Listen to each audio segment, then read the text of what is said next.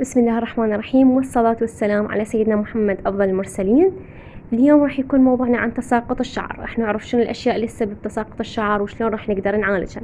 قبل لا نبدي بالموضوع لا تنسوا الاشتراك بالقناة وتفعيل زر الجرس حتى يصلكم كل جديد.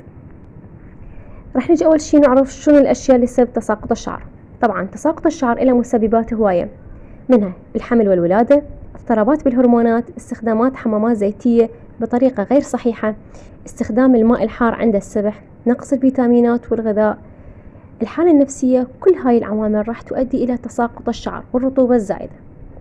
فأنصح باستخدام كبسولتين من الزنك للأشخاص اللي تتراوح أعمارهم من 16 إلى 30 أو 35، المتواجدة بالصيدليات، كبسولتين من الزنك.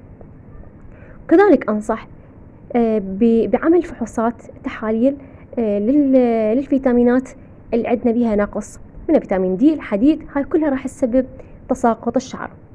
أما نجي للزيوت، فعندنا 4 أنواع من الزيوت نقدر نستخدمها، اللي هي زيت الخروع بقدر فنجان، زيت اللوز الحلو بقدر فنجان، زيت السمسم بقدر فنجان، وزيت الخردل بقدر فنجان.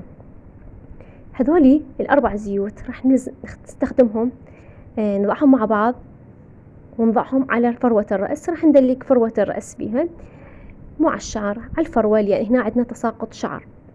راح نسوي الشعر على شكل كوباية ونغطيه بكيس لايلون نصف ساعة، ومن بعدها نغسله بصابون زيت الزيتون أو بصابون الغار أو شامبو زيت الزيتون المتواجد عند الأعشاب اللي يكون الأصلي.